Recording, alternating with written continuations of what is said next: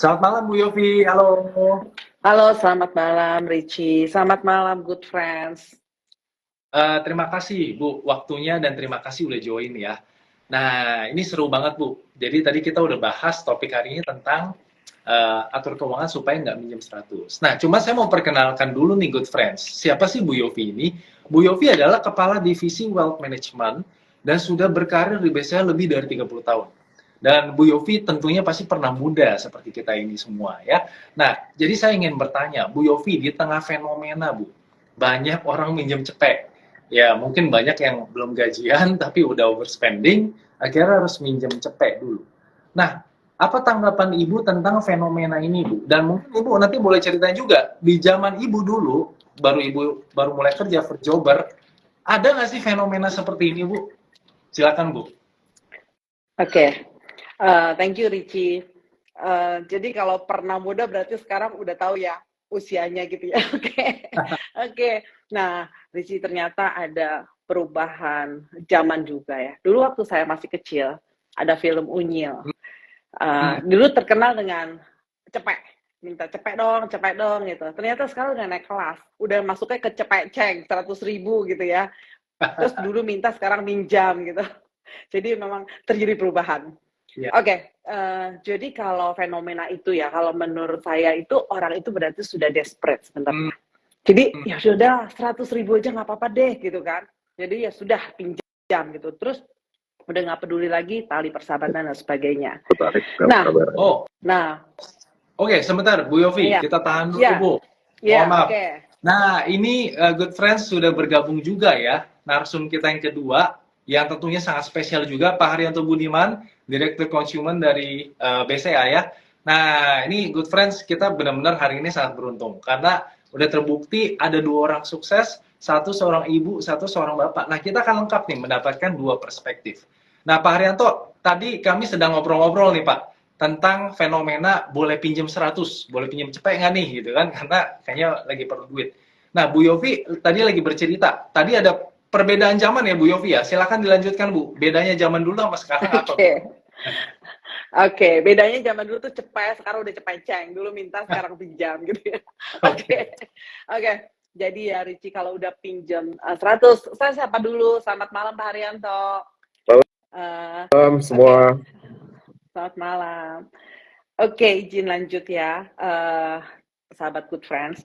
Jadi sebenarnya saking desperate-nya orang itu sebenarnya ada satu masalahnya. Berarti dia lagi quote unquote kepepet, tapi bingung. Hmm. Gak ada fund-nya, gak ada duitnya gitu kan. Nah, Ya. dari situ ada pembelajaran yang paling penting. Artinya, setiap dari kita harus mempunyai dana cadangan. Jadi, pada saat kita punya income, kita tuh harus bisa mengalokasikan setiap income kita. Dimulai dari ada dana darurat. Berapa besar dana darurat? Tergantung, kita harus simulasikan. Dana darurat itu biasanya, misalnya tiba-tiba kita sakit, ya, amit-amit, tapi tetap kita harus prepare. Terus kemudian berapa biaya rumah sakit, seperti apa rumah sakit yang kita inginkan, kita harus hitung kalkulasi. Kalau kita punya keluarga, pasti beda lagi. Oke. Kemudian setelah dana darurat, kemudian baru mulai kita harus alokasikan yang kedua, simpanan. Simpanan itu bisa dalam bentuk investasi, bisa dalam tabungan. Tergantung kita mau seperti apa returnnya, likuiditasnya seperti apa gitu ya. Nah itu alokasi kedua. Oke. Bisa 20-30%. Kemudian yang ketiga, kadang-kadang Ricky kan sekarang ini kalau beli rumah suka tergiur juga, bunga KPR BCA murah sekali loh gitu kan. Pingin juga beli rumah. Jadi boleh, harus nggak apa-apa gitu loh, pinjam pinjam KPR buat bayar rumah nggak apa-apa. Nah, alokasikanlah cicilan tersebut. Nah, yang keempat, baru kita sisanya nih spending. Spending kita alokasikan misalnya 30%. Ya sudah, kita harus pintar-pintar dengan uang 30% ini kita buat spending apa.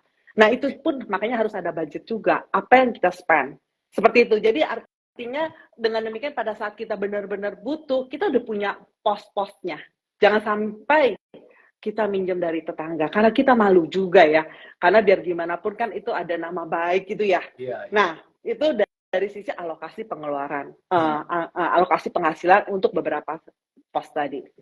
Kemudian, let's say kita mau juga investasi tadi, kan di salah satu pos poin adalah kita harus alokasikan buat simpanan.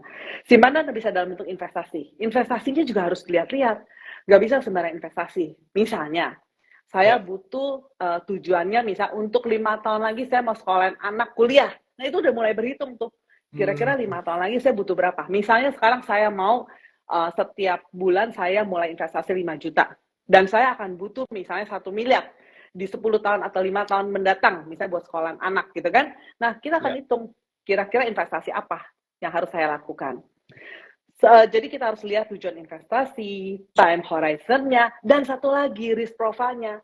Jadi kalau kita sebenarnya stres nih, kalau kita investasi sesuatu terus kemakan kapitalnya kita stres, ya udah jangan taruh di sana, jangan taruh di aset-aset yang agresif. Kita alokasikan, kita mau yang return tinggi, oke. Agresif oke, tapi sebagian kecil. Ada yang oke lah, yang konservatif saja. Return kecil nggak apa-apa, tapi aman misalnya. Nah, itu dari sisi investasi. Jadi harus smart invest juga. Kemudian berikutnya smart spending. Nah, ini yang bikin orang suka kalap, akhirnya minjem. Yang penting nih, misalnya tetangga pakai handphone baru, wah saya juga mau dong, gitu kan. Nah, akhirnya ikut-ikut spending, padahal belum tentu harus ganti. Dan yang bahaya ya, Ricky, sekarang itu ada yang namanya fenomena Diderot effect. Jadi Diderot effect sebenarnya adalah dia itu membeli sesuatu untuk melengkapi sesuatu yang sudah ada. Misal, saya beli handphone. Si tukang handphonenya bilang, ini ada charger bagus loh. Ya udah beli deh, charger yang pakai kabel. Terus kemudian berapa waktu kemudian keluar nih, ada yang wireless bagus. Ya sudah, saya beli lagi wireless. 2. Terus kemudian, ada lagi sekarang baterai yang nempel. Kan ada tuh baterai yang nempel di casing. Beli lagi 3. Untuk kebutuhan baterai saja, kita punya 3 item. Can you imagine? Jadi betapa borosnya, gitu. Itu namanya Diderot effect. Ada lagi FOMO. Malu nih, itu baru launching handphone, masa sih saya nggak tahu? Ya udah saya beli. Buat pajang-pajang. iPhone 15 ya. iPhone 15 masih baru, wah bangga sekali karena menjadi orang yang pertama gitu kan. Itu FOMO. Ada lagi diskon. Diskon itu ya, Richie. Kadang-kadang diskon itu membuat kita mau belanja gitu kan. Padahal sebenarnya nggak perlu gitu. Cukup belanja sekali yang berkualitas daripada banyak karena diskon. Akhirnya berapa lama kemudian jelek buang. Nah, ya, jadi itu Richie. Jadi kita benar-benar harus smart semuanya, mulai dari alokasi, investasi, sama smart spending. Seperti itu Richie. Oke, thank you banget Bu. Ini menarik sekali nih. Tadi Bu Yofi mengatakan ada satu di Diderot effect ya, bahwa kita kadang mau beli cuman handphone, tapi ujung-ujungnya beli aksesorisnya malah jadi mahal, padahal kita nggak perlu. Saya rasa ini benar banget nih Bu. Kadang-kadang kita scrolling gitu ya, online shopping, masukin ke cart, tiba-tiba udah ada 15 barang gitu ya, akhirnya ya pengen check out. Oke, ini sangat menarik. Dan tadi Bu Yofi juga bilang sebenarnya walaupun diskon, itu sebenarnya nggak berarti kita harus beli gitu ya Bu ya. Karena emang kalau ke mall sih sekarang hampir semua toko pasti ada gitu barang yang diskon. Nah, ini menarik sekali nih Bu Yofi. Nah, sekarang saya pengen ke Pak Haryanto. Pak Haryanto, saya pengen nanya nih. Tadi kan konteksnya Bu Yofi mungkin udah rapi ya. Jadi dana darurat, punya investasi tabungan, kemudian beli aset, beli rumah. Tapi banyak orang sebenarnya Pak, 2 tahun, 3 tahun terakhir ini sejak COVID, sangat semangat investasi. Kadang-kadang saking semangatnya, semua uangnya harusnya dia nggak invest di tempat yang mungkin returnnya tinggi banget tapi resiko juga tinggi, tapi dia cemplungin gitu. Bahkan ada orang yang ambil KTA, saya dengar, personal loan untuk masuk ke investasi. Nah, sebenarnya apa Pak advice Bapak yang mungkin udah bertahun-tahun bisa dibilang memulai karir dari nol, nabung, punya uang, sekarang sukses. Advice apa Pak yang bisa diberikan ke kami yang masih muda ini Pak? Oke, terima kasih Richie. Selamat malam Richie, Bu Yofi, teman-teman semua. Saya ingin sampaikan beberapa prinsipal aja yang gampang. Yang pertama ya tentu saja ya teman-teman, kalau sesuatu itu kedengarannya too good to be true, itu udah pasti deh, itu untrue. Ya, jadi kalau teman-teman mau investasi, pastikan investasinya itu di sesuatu yang masuk akal. Jadi kalau ada orang yang nawarin, oh ayo masukin ke sini, tiap hari bisa menghasilkan bunga 2%, karena dia bisa lakukan trading, nggak masuk akal. 2% per hari itu kan berarti 60% sebulan. Mana ada sih bisnis yang uh, menghasilkan 60% profit sebulan? Itu nggak mungkin. Ya. Prinsip kedua adalah tentu saja diversifikasi. Nah, diversifikasi ini penting karena supaya kita tidak terjerumus ke satu investasi yang berisiko tinggi, sehingga ada kemungkinan bahwa pada saat kita butuh uangnya nggak cukup. Malah kalau dijual tuh kita loss, kita merugi. Ya. Dua hal ini perlu kita selalu pikirkan, teman-teman. Tadi Bu Yofi juga sudah sampaikan bahwa kita itu perlu namanya ada dana darurat. Jadi perlu ada aset kita itu juga dalam bentuk tunai atau kita sebutnya itu semi cash. Jadi bukan tunai tapi bisa ditunaikan dalam jangka waktu yang singkat. Nah, itu penting untuk kita miliki in case ada dana darurat. Pokoknya kalau saya sih paling simple deh, kalau kayak tadi prinsipal tadi ya, sekali lagi teman-teman, kalau kedengarannya too good to be true, it must be untrue. Dan yang berikutnya jangan lupa diversifikasi. Diversifikasi itu penting sekali. Oke, baik, terima kasih Pak Har. Ini tadi kita berarti dapat lesson yang penting ya. Tadi kata kuncinya soal likuiditas. Ternyata nggak berarti kalau kita investasi aset kita semua, sebenarnya belum tentu bagus juga ternyata. Ternyata tetap harus ada bagian liquid gitu ya, Pak Haryanto ya? Betul sekali. Oke, jadi jangan sampai semua aset kita itu yang beresiko karena tiba-tiba perlu uang, ternyata nanti, waduh, lagi rugi gitu ya, atau ruginya lagi besar sekali. Ini sangat interesting, karena tadinya mungkin kita berpikir, oh yang penting saya investasi. Kalau saya investasi, itu saya udah bagus. Tapi ternyata nggak sesimpel itu, ternyata kita harus bagi lagi tuh, ada investasi yang kita tetap nanti bisa carikan secepatnya, tapi ada juga yang bisa buat jangka panjang. Nah, tadi Bu Yofi ada membahas satu topik yang menurut saya sangat menarik, Bu. Kalau Bu Yofi, Pak Haryanto, dulu kan pasti seperti yang saya diajarkan juga oleh orang tua saya gitu ya, kalau punya uang, belilah rumah. Rumah adalah kebutuhan primer. Tapi kelihatannya zaman sekarang, Pak Har dan Bu Yofi, kelihatannya banyak yang berpikir kita nggak perlu beli rumah. Karena mungkin rumah udah mahal, dan mereka nggak tahu di KPRBC itu bunganya bagus gitu ya. Tapi kemudian mungkin mereka berpikir, aduh daripada saya capek-capek beli rumah, udah mendingan saya buat jalan-jalan aja ke luar negeri. Nah, saya pengen minta pendapat Bu Yofi dulu, kemudian nanti Pak Haryanto, kenapa sih Pak kita punya rumah atau punya tempat tinggal milik sendiri itu penting? Silakan Bu Yofi. Oke. Thank you, Ricci. Sebenarnya ya, saya dari zaman masih kecil, mungkin seperti yang tadi dikatakan oleh Ricci ya, udah dari kecil udah ditanamkan bahwa kita harus punya rumah sendiri. Karena rumah itu aset. Nah, setelah saya jalanin, iya bener. Even teman-teman saya bener. Nomor satu kadang-kadang mereka cari beli mobil dulu buat gengsi. Saya bilang salah. Rumah, karena rumah itu biar gimana pun, pertama memang aset. Kedua, kita kan punya keluarga.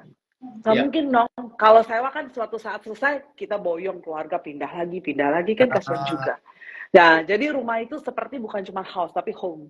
Ya, jadi biar gimana pun kita harus mengutamakan rumah. Itu nomor satu. Cuman rumah yang seperti apa?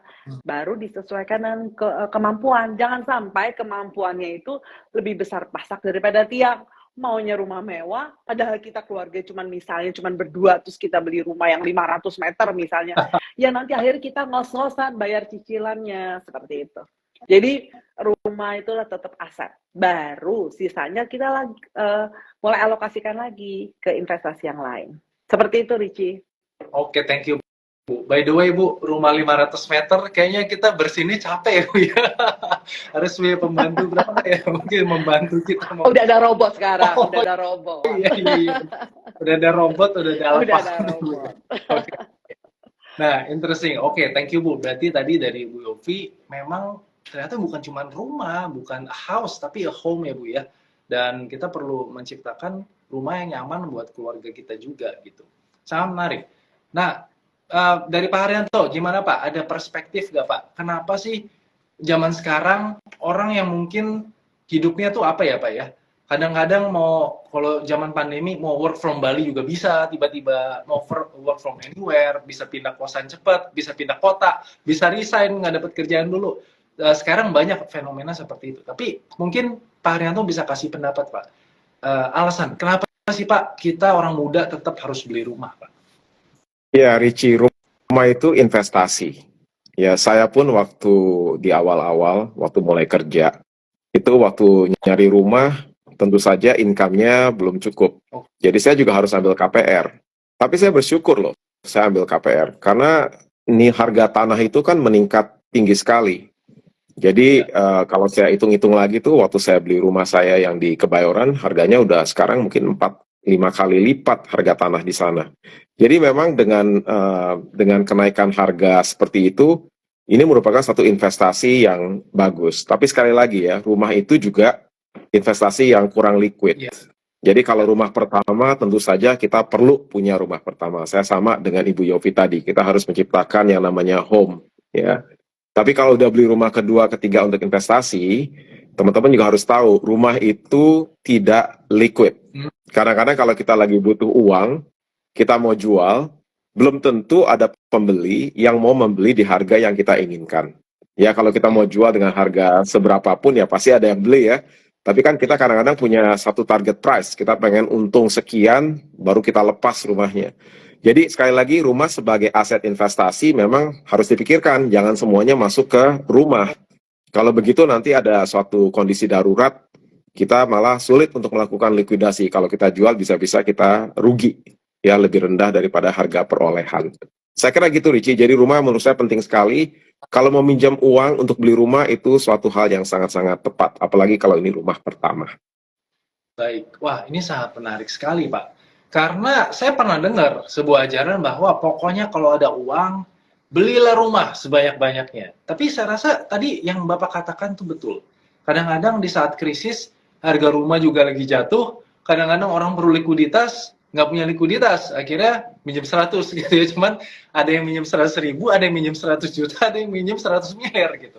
Nah, tapi anyway, saya rasa ini thank you banget Pak Haryanto dan Bu Yofi, wisdom ya. Karena jujur, bagi kami-kami yang muda mungkin banyak yang dilema, Pak. Bu, zaman dulu orang semua agree, memang kita harus punya rumah. Tapi zaman sekarang banyak yang galau dan bingung nih apa nggak usah punya rumah. Jadi hari ini saya rasa kita dapat insight yang sangat bagus. Nah, ini kita akan masuk ke segmen kedua, tetapi karena tadi saya bilang akan ada yang menang kalau memberikan pantun, saya juga mau berpantun, walaupun saya nggak akan bisa dapat flash ya. Nah, nanti Pak Haryanto dan Bu Yofi juga akan berpantun ya, silakan disiapkan Pak Haryanto dan Bu Yofi. Nah, saya duluan ya. Pak Agus, jualan tomat. Cakep. Biar nggak pinjem 100, atur keuangan dengan cermat. Cakep. Oke, sekarang Bu Yofi, silakan Bu, pantunnya dibacakan. Oke, siap. Kita adu berpantun malam ini. Jus tomat, ayam merica. Jadi lapar ya. Investasi cermat pakai fitur Wellma di My BCA. Cakep. Mantap. Boleh kasih love dulu, good friends. Kasih love, kasih tepuk tangan. Mau kasih 100 juga boleh gitu ya. Angka 100 yang di IG ya. 100.000 juga boleh ya. Nah, oke. Sekarang Pak Haryanto, silakan Pak. Pantunnya Pak. Oke, giliran saya ya. Ya. Enaknya makan ayam rica-rica. Wah, mantap. Menunya dipesan dan dibelikan oleh ibu. Cakep. Mari kita semua berinvestasi di Wellma My BCA. Cakep. Bisa mulai investasi dari 10.000. Wah, mantap. Luar biasa. Saya tidak menyangka Pak Haryanto dan Bu Yofi ternyata pantunnya jago. Tapi ini kenapa semua soal makanan ya? Ini mungkin bikin orang lapar gitu ya. Oke, nah sekarang kita akan dalami lagi nih. Tadi kita udah bahas banyak tentang investasi. Bu Yofi, saya pengen nanya Bu. Tips investasi deh Bu. Kira-kira tadi kan kita perlu kebutuhan likuiditas, kita perlu mungkin instrumen yang bisa memberikan return yang fix gitu ya, berkala. Tapi mungkin perlu instrumen yang bisa memberikan kenaikan harga atau capital appreciation. Nah, di Wellma at My BCA Bu, di BCA ini, wealth management ya, ada produk reksadana apa aja sih Bu untuk menjawab kebutuhan tadi Bu? Oke. Thank you, Richie. Tapi sebelum menjawab itu, saya mau boleh sharing yang tadi Pak Haryanto ngomong itu sangat-sangat valid dan benar karena saya mengalami sendiri. Boleh, boleh. Jadi saya beli rumah pertama untuk tinggal lah ya, untuk Ya. tinggal keluarga dan sebagainya. Kemudian saya mulai berinvestasi, waktu itu belum mengenal dunia investasi dengan baik. Jadi yang di otak kita cuma rumah. Jadi saya mulai beli nih rumah kedua untuk sekolah anak yang ini. Rumah yang ketiga untuk sekolah anak ini. Begitu anak selesai SMA mau sekolah, itu rumahnya nggak susah banget jualnya. Jadi itu bahaya banget. Jadi kan kita pikir pakai KPR ini, KPR Indonesia kan murah banget gitu kan. Tapi ternyata ya masalahnya kalau rumah kan cocok-cocokan ya tempatnya, lokasinya dan sebagainya. Jadi nggak semudah itu. Oke. Nah, lanjut yang investasi di Welma. Jadi benar. Jadi kita yang tadi Pak Haryanto katakan kita harus diversifikasi. Jadi kita diversifikasi, lihat kita punya risk profile apa nih. Misalnya risk profile kita agresif, ya kita carilah yang modelnya saham, yang ada capital gain. Kalau konservatif, ya mungkin misalnya bonds, tunggu aja sampai jatuh tempo, toh kita dapat kupon setiap periode, anggap itu sebagai income. Ya, nah balik kalau saham gimana dong, kan agresif, terus ada yang moderat juga, pakai apa? Reksadana. Reksadana juga bisa, saham langsung juga bisa. Cuman enaknya kalau reksadana itu ada yang ngurusin. Fund manager akan ngurusin sahamnya, pergerakan seperti apa, company seperti apa. Kalau mereka menganggap ini satu saham kurang, dia akan switch gitu. Jadi kita tahunya adalah reksadana aja. Nah, jadi reksadana yang di Welma itu ada 3 macam. Ada reksadana pasar uang yang basisnya adalah bonds yang kurang dari 1 tahun atau yang deposito dan sebagainya. Kayak sekarang nih, bunga deposito lagi tinggi, ya oke, bagus, yang pendapatan tetap. Kemudian ada reksadana yang itu pasar uang. Ada reksadana yang pendapatan tetap. Yang pendapatan tetap itu adalah yang bonds, yang dapat kupon gitu ya. Kemudian ada lagi reksadana saham. Nah, ini juga bisa dapat saham, pergerakan saham. Jadi itu reksadananya seperti itu. Bisa juga langsung bondsnya yang tadi. Kalau bonds itu kan udah pasti dapat kupon gitu ya. Kemudian tinggal dilihat, misalnya marketnya seperti apa. Apakah kita mau tunggu sampai jatuh tempo? Apakah kita mau quote unquote mau trading? Nah, kalau trading kita lihat misalnya marketnya seperti apa, oke kita beli. Nanti kita jual selain kupon, jadi kita dapat capital gain. Jadi tergantung, semua instrumen itu ada di Welma. Wah, luar biasa. Ternyata lengkap banget ya Bu ya, fitur Welma di aplikasi MyBCA. Nah, mungkin saya mau segera ya, good friends, jangan tunggu lagi. Sekarang sambil IG Live, sambil install, ini cari aplikasi MyBCA, ini adalah super app dari BCA. Kemudian nanti ada fitur Welma, ya, fitur Welma ini untuk investasi. Nanti good friends bisa membeli reksadana, bisa beli obligasi, baik itu yang pasar primer, IPO, ataupun sekunder. Ya, IPO itu seperti ORI, Sukuk, SR, ada ST, ada SPR. Nah, berarti tadi kalau saya simpulkan Bu Yofi, berarti kalau orang yang perlunya likuiditas, masuknya ke reksadana pasar uang ya Bu ya, karena returnnya memang nggak terlalu tinggi, tetapi liquid ya. Nah, yang kedua tadi aku bilang reksadana pendapatan tetap yang isinya bonds atau obligasi, dia membagikan kupon atau bunga secara berkala, itu kita bisa dapat ya income ya Bu ya, yang berkala ya. Dan yang ketiga tadi kalau mau yang lebih agresif, ada reksadana saham. Dan yang menarik tadi ya kalau kita pikirkan Bu, sekarang beli saham gampang ya. Tapi pikir-pikir benar juga sih, kalau kita nggak punya waktu, uang kita nggak terlalu besar, dan kita juga nggak punya expertise atau informasinya, berarti lebih baik beli reksadana gitu ya Bu ya, biarkanlah si para manajer investasi yang bekerja, kita tinggal ya nanti menikmati hasil. Gitu ya Bu Yofi ya? Betul sekali, Richie. Biasa. Menarik. Ternyata banyak ya Bu ya, sebenarnya kalau kita mau mencoba ternyata ada jalan gitu ya. Jadi kalau mau investasi sebenarnya mudah. Dan tadi Ibu bilang bisa 10.000 ya Bu? Beli reksadana bisa 10.000 Bu? Bisa. Sekarang dengan Welma, mau beli reksadana mulai dari 10.000 bisa. Jadi investasi bukan saja milik orang-orang penghasilan berapa, tapi even kita mau cari yang 10.000 juga bisa. Terus Kalau FR udah bisa juga loh, mulai dari 1 juta, Ricci. Wow, Iya, biasa 100 juta Bu, ya dulu ya, sekarang 1 juta bisa ya? betul, betul. Oke, Iya. sangat menarik Bu. Hari gini 10.000 kayaknya ketoprak juga udah nggak dapet ya Bu ya. Kalau dapet kerupuknya nggak dikasih. Iya ya. Tapi ternyata kita bisa investasi 10.000.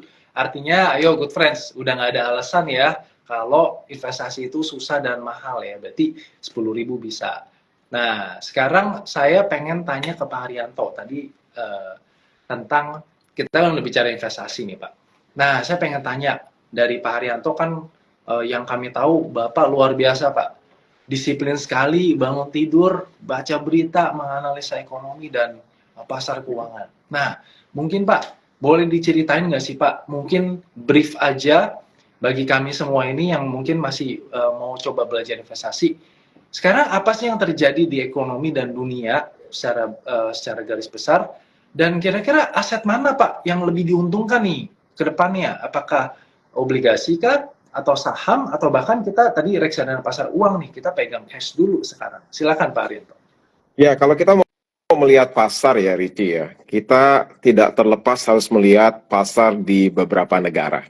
Tentu saja negara yang paling besar itu ekonominya adalah Amerika Serikat. Ya. Kita melihat di Amerika Serikat, kalau Ricci lihat dan teman-teman lihat, memang tahun lalu di bulan Juni 2022 inflasinya tinggi sekali, sampai di atas 9% ya. Sekarang udah mulai turun ke 3,7%, tapi memang Amerika ini agak unik, karena tahun lalu banyak sekali pakar-pakar yang mengatakan Amerika itu akan resesi. Ternyata Amerika itu sampai saat ini pertumbuhan ekonominya bagus sekali. Bahkan data terkini tumbuhnya itu 4,9%. Jadi kalau angka 4,9% itu untuk Amerika itu luar biasa bagus. Karena didukung juga oleh angka unemployment atau angka orang-orang pengangguran ini yang juga sangat rendah, itu ada di 3,9%, di bawah 4%, ya secara terus-menerus. Nah, kalau dilihat kenapa Amerika ini belum resesi, meskipun bunga udah naik tinggi sekali, sampai 5,25%, karena memang pada saat pandemi, digelontorkan stimulus yang luar biasa besar. Ya, stimulusnya sampai di atas 5 triliun dolar. Jadi ini adalah amunisi yang dimungkinkan sehingga mereka itu bisa melakukan consumer spending yang sangat kuat. Cuman kendala di Amerika ini bukan hanya inflasi. Ya, jadi kalau kita lihat defisit daripada APBN Amerika itu memang besar sekali. Ya. Jadi defisit itu besar sekali sehingga pemerintah Amerika, US Treasury itu harus mengeluarkan surat utang negara dalam jumlah yang besar sekali juga. Padahal pembeli utama daripada surat utang negara itu antara lain yang pertama adalah Bank Sentral Amerika atau The Fed. Fed ini udah merubah kebijakannya. Kalau dulu dia melakukan yang namanya quantitative easing, dia membeli banyak surat utang yang dikeluarkan oleh US Treasury. Sekarang justru mereka itu tidak lagi memperpanjang surat utang yang jatuh tempo. Jadi kalau ada yang jatuh tempo dibiarin aja. Jadi balance sheet-nya tuh pelan-pelan akan turun. Padahal pemerintah Amerika mengeluarkan surat utang lebih banyak dan Fed tidak berpartisipasi banyak. Yang kedua adalah Central Bank of Japan. Kalau dulu Bank of Japan ini selalu beli US Treasury banyak sekali. Karena di Jepang itu kan tidak ada inflasi sama sekali, tidak ada pertumbuhan. Nah sekarang ini kita lihat inflasi di Jepang udah mulai tinggi, udah mencapai 3%. Dengan sendirinya pasti yield daripada government bond di sana juga udah mulai meningkat. Jadi kalau dulu dia banyak beli US Treasury, sekarang kemungkinan dia nggak beli sebanyak waktu dulu, ya. Yang ketiga dengan tension dengan China juga, dan juga kita tahu perekonomian China juga mengalami tantangan yang luar biasa dari sektor properti. China juga nggak akan beli terlalu banyak US Treasury. Akibatnya, kalau supply-nya lebih banyak daripada demand, dengan sendirinya kuponnya atau yield-nya atau bunganya itu naik. Kita udah lihat di Amerika itu suku bunga Treasury 10 tahun, 30 tahun udah naik tinggi. Yeah.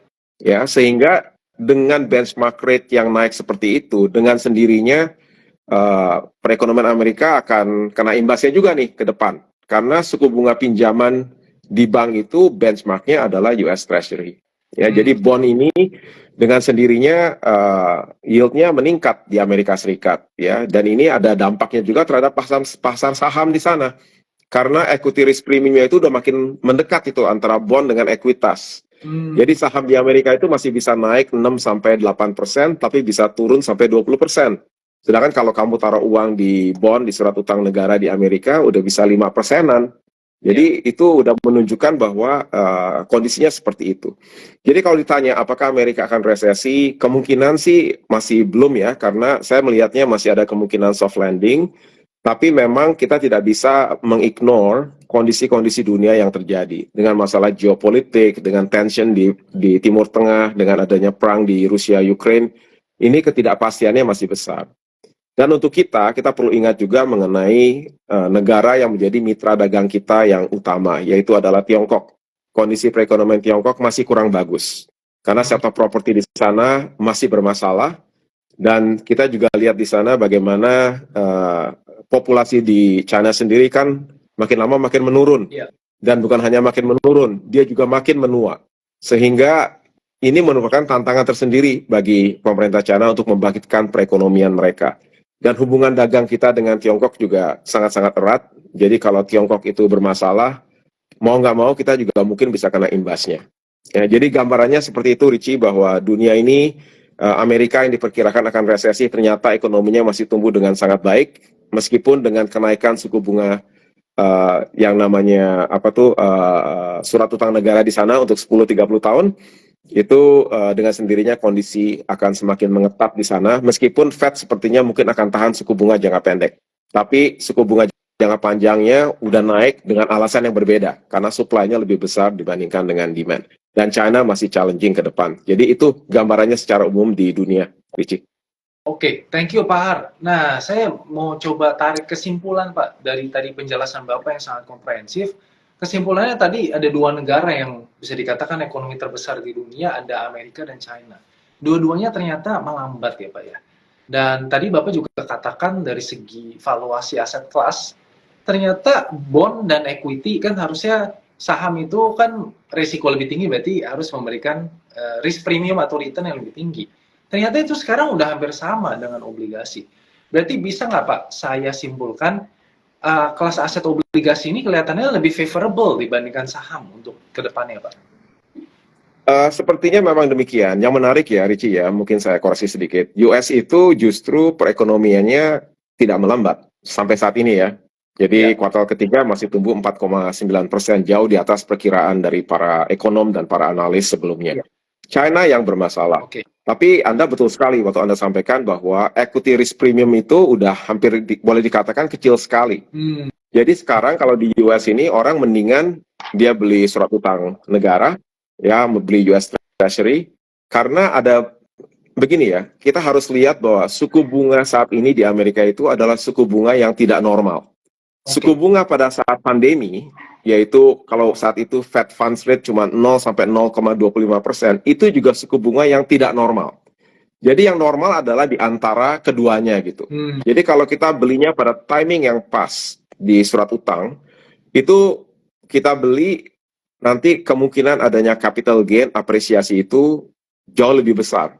Ya dibandingkan kalau kita misalnya masuk ke ekuitas, karena di Amerika itu ekuitasnya masih sangat-sangat volatile, dan kalau Anda lihat kan di saham-saham teknologi hanya didominasi oleh The Magnificent Seven, ya yang kita tahu itu perusahaan-perusahaan yang high valuation dari segi teknologi.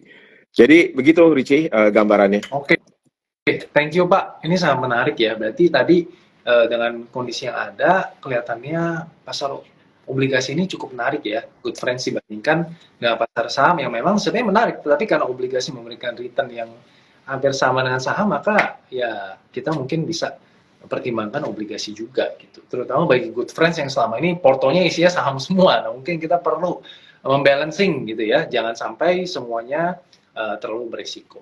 Nah, saya ada good news buat good friends yang belum pernah investasi di BCA. Oke, berarti belum pernah membeli reksadana obligasi di BCA, silakan download aplikasi MyBCA, masuk ke fitur Welma, nanti pertama harus bikin namanya SID. SID itu semacam ID untuk kita.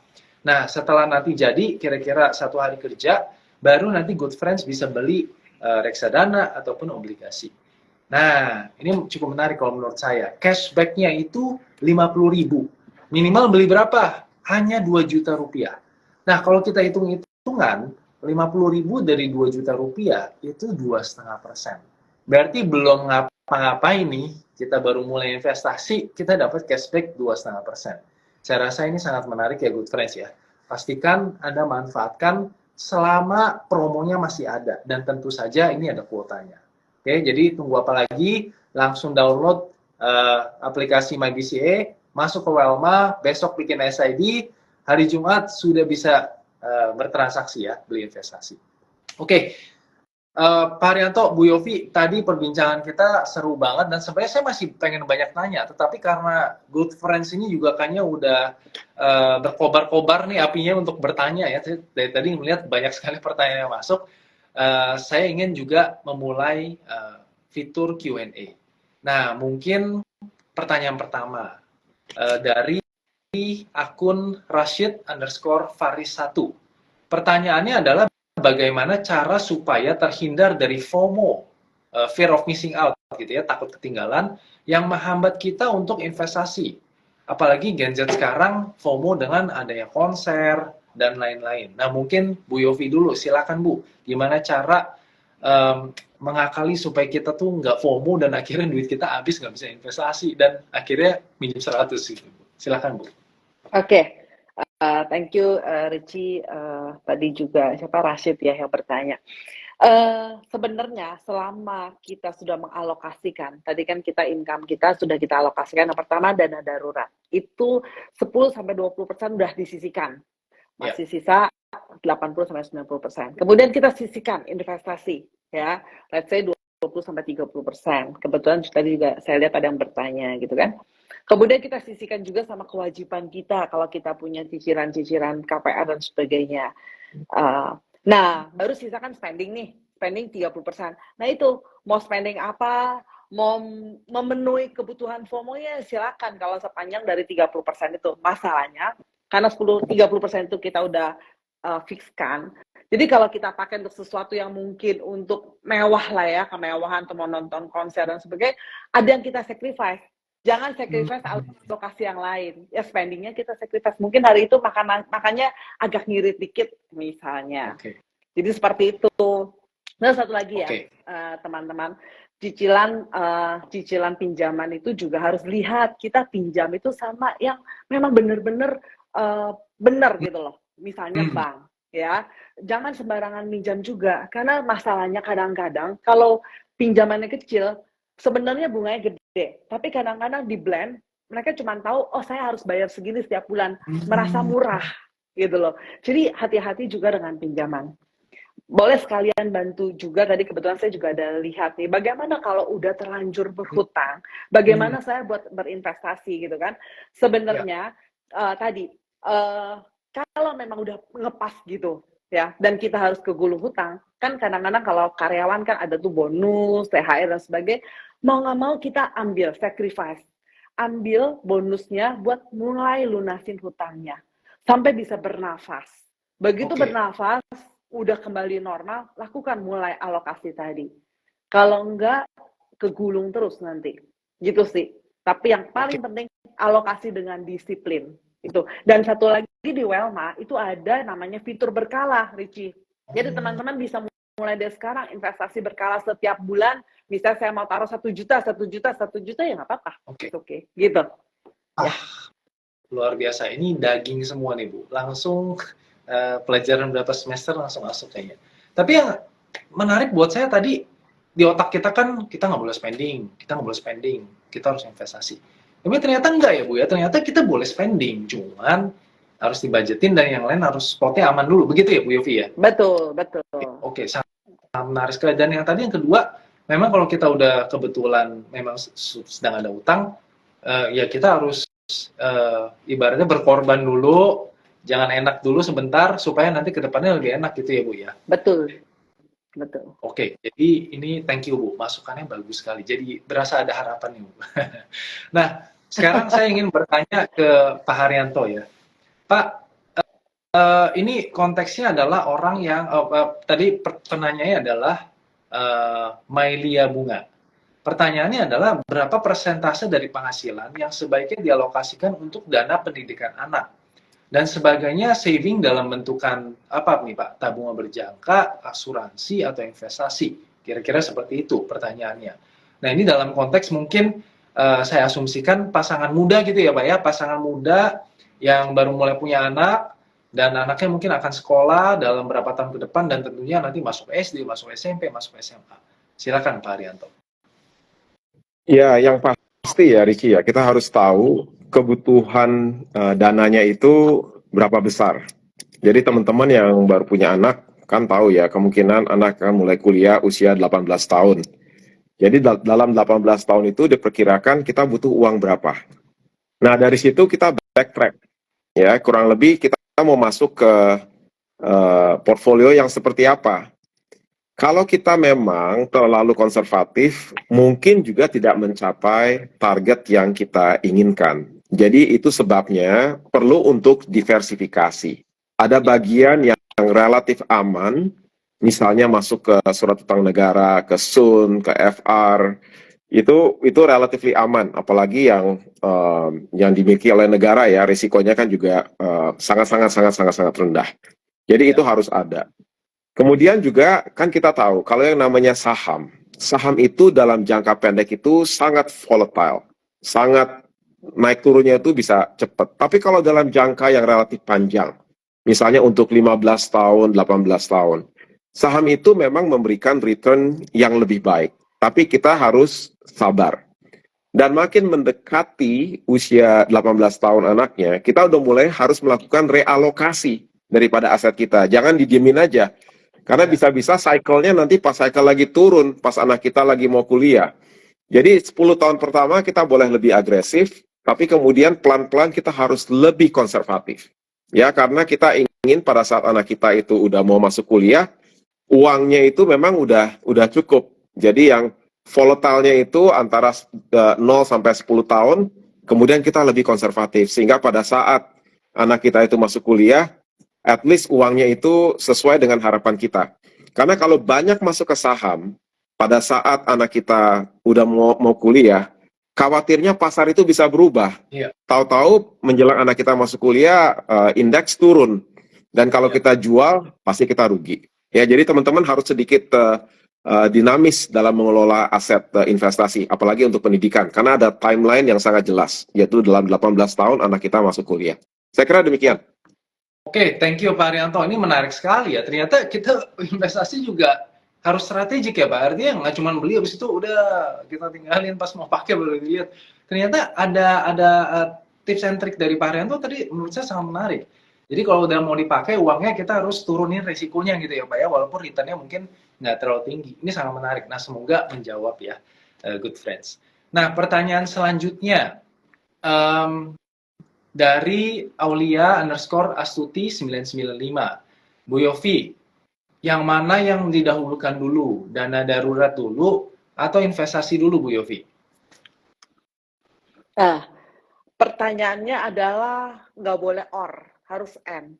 Jadi tadi buat Aulia ya. Jadi kita udah harus alokasikan 4 hal tadi. Yang pertama adalah dana darurat itu hukumnya harus kudu. Berapa besar yang tadi kita harus simulasikan kira-kira kalau sampai suatu saat kita sakit atau kita memerlukan urgent banget itu butuh berapa.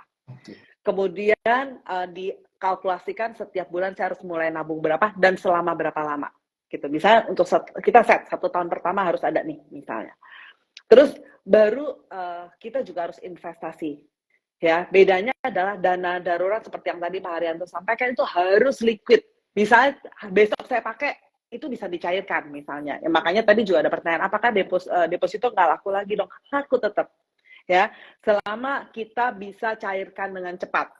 Ya, juga harus diperhitungkan. Misalnya kalau ada pencairan harus dengan penalti, ya tinggal dihitung aja. Kedua adalah investasi. Investasi itu tadi kita harus alokasikan kembali diversifikasinya. Apakah ada yang saya mau butuh jangka panjang, seperti yang tadi Pak Haryanto sampaikan, ada yang saya butuh 1 tahun, misalnya tahun depan saya mau jalan-jalan bersama dengan teman. Misalnya, ya investasi berarti 1 tahun kan? Misalnya. Ada yang saya nggak boleh pakai selama 5 tahun ini, misalnya. Nah, seperti itu. Jadi, dua-duanya harus. gitu. Oke, oke. Ibu Yofi ini memang out of the box ya Bu ya. Pertanyaannya yang mana dulu nih atau nih, tapi Ibu jawabnya dan saya rasa itu sangat bijak.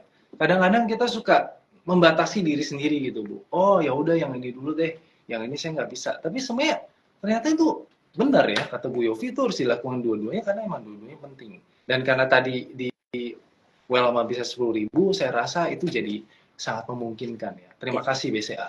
Jadi kita semua bisa investasi dari amount yang sangat kecil sekalipun. Nah, thank you Bu jawabannya. Sekarang saya ingin melemparkan pertanyaan ke Pak Haryanto lagi dari akun atas nama mako.sulung. Pertanyaannya Pak, bagaimana bagi kami yang pemula sebelum memutuskan memilih bentuk investasi yang low risk tapi likuiditasnya mudah di masa depan? Nah, mungkin kalau saya boleh sedikit kembangkan sedikit pertanyaannya, mohon izin. Kira-kira gimana sih Pak? Kan tadi ada banyak pilihan tuh Pak. Kira-kira ada tips nggak Pak dari kita yang benar-benar belum mulai, belum pernah investasi, apa sih yang harus dilakukan pertama gitu Pak untuk kita bisa mulai? Silakan Pak. Ya, pertanyaannya bagus sekali ya. Teman-teman pasti udah dengar tadi pemaparan dari Ibu Yofi juga, dari Richie juga udah sampaikan, bahwa investasi itu beragam sekali. Kalau di Welma itu kan ada berbagai produk reksadana. Ya, ada reksadana pasar uang, fixed income, ada juga reksadana saham, ada reksadana campuran, ada juga surat utang negara, ada FR, ada Indon, dan lain sebagainya. Tapi sebenarnya dunia investasi bukan hanya itu. Kan kita tahu kalau teman-teman suka jual beli saham ya, ini ada yang aktif nih, punya uang, ya mulai jual beli saham. Karena kan kita tahu saham ini kalau terdiversifikasi dengan baik, returnnya dalam jangka panjang lebih bagus daripada return dari fixed income. Yeah. Tapi sekali lagi kita harus tahan napas, ya kita bukan untuk investasi dalam jangka pendek. Nah ada juga teman-teman yang bilang, aduh saya ini suka trading, tapi kalau saya harus ngeliatin harga saham setiap menit, kayaknya nggak ada waktu, habis saya kan kerja. Yeah. Nah untuk teman-teman seperti ini kan dia beli mutual funds atau dia beli index fund. Kalau index fund itu kan LQ45 atau kalau di Amerika itu Dow Jones, S&P 500, itu sudah terdiversifikasi dengan baik. Oke. Ya, karena itu udah resikonya udah terdiversifikasi dan biasanya ya S&P 500 juga returnnya juga dalam jangka panjang itu bagus sekali. Ya, selalu menunjukkan konsistensi. Nah, untuk yang lebih canggih lagi, teman-teman ada yang juga menggunakan software. Karena kalau kita tidak menggunakan software, kita kan kadang-kadang suka ada rasa, aduh sayang ya, ini udah turun, tapi kok saya masih belum berani lepas. Mendingan saya pakai software aja. Kalau software kan dia buta. Kita kasih kriteria-kriteria tertentu, dia ngikutin aja apa yang kita perintahkan dari awal. Nah, dia kan benar-benar ngikutin arahan aja. Nah, software ini bisa sangat membantu kita, tapi software tidak bisa menjamin return. Nah, ini kesalahan yang terjadi di masa lalu saat COVID kan saya yakin banyak teman-teman yang dengar itu. Banyak sekali software-software yang sekarang dikenal sebagai robot trading, menjanjikan return yang nggak masuk akal. Ya, returnnya ada yang bilang 2% per hari, karena ini adalah untuk mencari arbitrase antara tukar-menukar mata uang. Apa iya bisa 2% untung dalam satu hari? Kalau trading itu kan ada yang menang, ada yang kalah. Itu kan selalu zero sum game. Ya. Apalagi kita tahu pasar uang, pasar forex exchange setiap hari di dunia ini itu gede sekali loh, 7,5 triliun dolar diperdagangkan setiap hari. Kita yang main-main saham dengan main-main forex ini dengan robot kita berapa sih transaksinya? Mana bisa kita melawan mega giants yang punya posisi yang sangat besar. Jadi kalau teman-teman ditawarin kayak begitu mau beli software itu bagus karena dia disiplin. Tapi jangan harap software yang bisa menjamin return, itu nggak ada, ya nggak ada sama sekali. Jadi ada juga teman-teman saya itu yang karena masih awal ya Richie ya, kan anak-anak muda seneng main kripto ya. Kripto itu juga bagus. Sebenarnya ada teman saya yang untung besar dia masuk kripto pada saat harga Bitcoin itu masih sangat rendah. Tapi ada juga teman saya yang sampai sekarang sedih banget karena dia masuk pada saat harga Bitcoin itu di 65.000. Nah kita lihat Bitcoin itu sebenarnya bukan aset yang jelek, tapi volatilitasnya sangat tinggi. Ada orang yang sekarang pun masih untung main Bitcoin, karena dia masuk pada harga yang rendah, kemudian begitu harga naik 20%, 25%, dia langsung lepas. Tapi dia harus memonitor pergerakan harga Bitcoin ini secara berkala. Nggak bisa dia cuma lepas saja gitu. Ya, jadi sekali lagi teman-teman, aset kelas ini ada beda-beda, tapi pastikan jangan dengerin orang yang bilang bahwa, oh, barang ini atau software ini atau robot ini bisa memberikan yield yang tinggi sekali. Itu nggak mungkin. Ya, sekali lagi saya tegaskan, yang sounds too good to be true udah pasti untrue. Jadi kita harus selektif. Ada memang aset-aset kelas yang berisiko tinggi, volatilitasnya tinggi, tapi dia sebenarnya aset yang benar. Contohnya Bitcoin ya. Bitcoin itu bukan aset bodong, itu benar-benar ada. Tapi memang harganya sangat fluktuatif. Dan bukan berarti orang nggak bisa cuan ya, nggak bisa untung main Bitcoin. Banyak juga yang untung. Cuman timingnya harus pas dan harus monitor terus-menerus. Itu aja gambarannya yang ingin saya sampaikan tambahannya. Oke, terima kasih Pak Haryanto. Ini tadi langsung dibahas ya. Jadi Pak Haryanto ini udah langsung memberitahukan info-info yang mungkin bagi kita pemula ini belum pernah tahu, ditawarin kita langsung mau biasanya. Jadi thank you so much Pak Haryanto. Tadi udah dibahas beberapa tipe investasi. Nah, untuk pertanyaan terakhir dari akun atas nama gunung_parwata. Untuk Bu Yofi pertanyaannya. Bagaimana cara Ibu diversifikasi investasi, Bu? Gimana Bu caranya diversifikasi investasi untuk karyawan swasta dengan gaji UMR, tanggungan istri dan anak satu, jadi istri satu, anak satu. Alokasinya lebih baik seperti apa Bu, supaya nggak pinjam 100? Silakan Bu Yofi. Thank you Richie, thank you tadi yang Bapak yang bertanya ya. Sebenarnya tips untuk investasi ya, yang tadi yang nomor satu adalah diversifikasi. Ya, jadi kita pertama-tama sebelum diversifikasi, kita harus cek dulu profil resiko kita atau apa. Kita berani nekat atau mau yang konservatif. Jadi ada konservatif, moderat, sama agresif. Yeah. Nah, kalau kita ternyata moderat, langsung kita alokasikan. Kalau gitu saya yang agresif kita mau nih, karena returnnya lebih tinggi kan. Ya udah put aja misalnya sekian persen. Contoh misalnya 10% misalnya. Terus kemudian moderat agak banyakan, misalnya sekian persen, misalnya 50. Sisanya ada yang pendapatan pasar uang, berarti lebih stabil lagi gitu kan. Nah itu, jadi kita mulai alokasikan. Dan satu lagi, kita harus cocokkan dengan usia kita. Misalnya, kalau kita itu milenial, ya, milenial tentunya makin agresif lah ya, makin berani lah sebenarnya. Itu bolehlah, itu diperbesar porsinya si agresif tadi, yaitu agresif itu reksadana saham contohnya ya, Bapak. Kalau moderat itu reksadana misal pendapatan tetap. Kalau yang konservatif reksadana pasar uang. Kita perbanyak nih reksadana sahamnya. Nanti dengan berjalan waktu seperti yang tadi Pak Haryanto sampaikan, misalnya kita udah usia 50, ya udah dikecilin, jangan banyak-banyak itu. Nanti pada satu saat misalnya di 60 mungkin udahlah saya nggak mau cari lagi yang agresif seperti itu karena resikonya kapital kita hilang. Ya sudah kita nolkan. Jadi kita memang harus ada life stage-nya. Demikian juga punya anak atau satu atau dua dan sebagainya, semuanya ujung-ujungnya ke life stage juga sih. Gitu. Nah, saya contoh ya, waktu itu juga ada satu nasabah bilang, saya itu kalau masih muda saya bolehlah gigi 5. Oh, istilahnya gigi 5. Sekarang anak-anak muda masih kenal nggak tuh gigi 5 kalau naik mobil. Tapi ya sekarang karena usia saya udah 60 tahun, saya sudah mulai masuk gigi 2 katanya. Tapi saya nggak mau gigi 1 karena saya masih mau return tinggi. It's okay gitu loh. Jadi tergantung keberanian kita sebenarnya, Pak. Seperti itu, Richie. Oke, tapi thank you. Yang penting alokasikan semuanya gitu ya. Oke, thank you. Intermezzo aja nih Bu, berarti giginya dikurangin gasnya ya, bukan gigi beneran nih Bu. Bukan gigi. Lagi nyetir mobil ceritanya. Oke. Thank you Bu. Ini Thank you. Nah, baiklah, good friends, tadi 5 penanya yang sangat beruntung, pertanyaannya bagus-bagus dan jawabannya juga luar biasa bagus-bagus sekali. Thank you sekali lagi Pak Har dan Bu Yofi. Sekarang saya ingin bacakan 2 orang pemenang pantun ya yang sudah dipilih oleh admin. Yang pertama akun atas nama Bella_Amalia_Utomo. Saya bacakan pantunnya. Pagi-pagi sarapan nasi. Tidak lupa minum jus kedondong.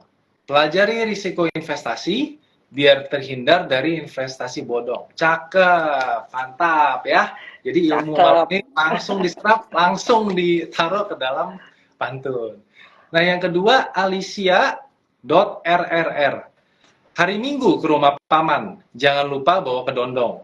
Kalau mau investasi aman, ya BCA dong. Mantap, Alicia RRR. Ini tapi saya penasaran, kenapa sih orang kalau bikin pantun tuh kedondong semua? Kita pada tahu nggak sih buah kedondong tuh yang mana? Saya soalnya nggak tahu gitu ya. Atau rasanya gimana gitu ya. Tapi anyway, thank you so much, good friends, udah memberikan pantun-pantunnya dan banyak banget pantun yang bagus-bagus juga tadi. Jangan khawatir kalau nggak dapat flash 350.000 malam ini. Tadi bagi good friends yang belum pernah investasi di BCA, mulai investasi secepatnya, hanya 2 juta saja dapat 50.000 atau setara dengan 2,5%.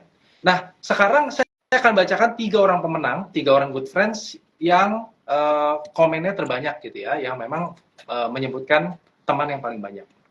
Yang pertama ada akun atas nama Pratama ya, PRAATAAMA. Kemudian yang kedua adalah Ayang Inaiyah. Dan yang ketiga adalah Rika_Indrawat1.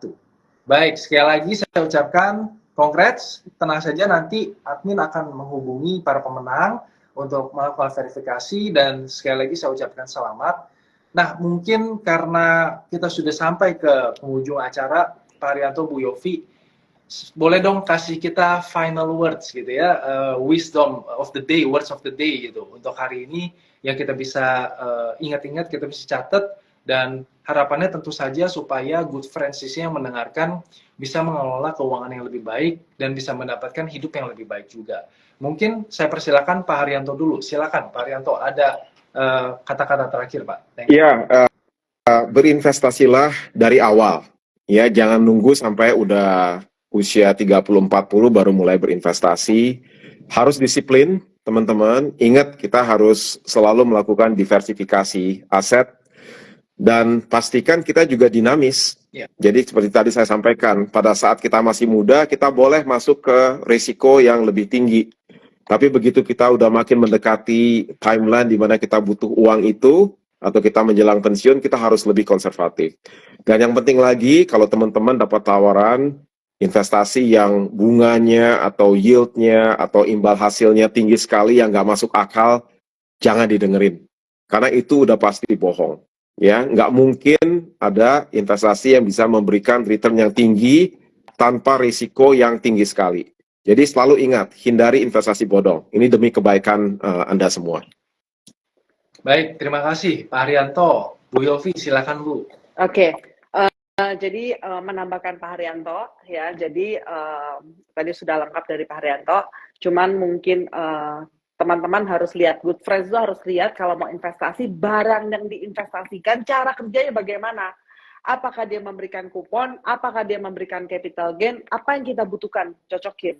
Jadi jangan sampai kita butuhnya capital gain ditaruh yang kupon, akhirnya frustasi, nggak jadi investasi, returnnya kecil, ya nggak begitu juga ya. Jadi kita harus tahu. Kedua, kalau kita beli saham misalnya, harus tahu saham yang perusahaan yang kita beli itu seperti apa performance-nya. Nah, balik lagi kalau reksadana kan memang ada fund manager yang ngurusin, tapi tetap kita harus tahu reksadananya reksadana siapa, barangnya apa, performance-nya apa, pas performance-nya seperti apa gitu.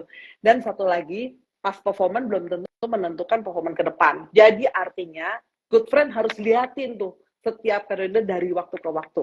Apakah sudah sesuai dengan harapan saya performance-nya? Jangan kita begitu beli, terus kita tidur, tiba-tiba 5 tahun lagi kita, loh kok anjlok, kita nggak tahu. Jadi gitu, kita harus benar-benar tahu seperti apa barang yang kita beli.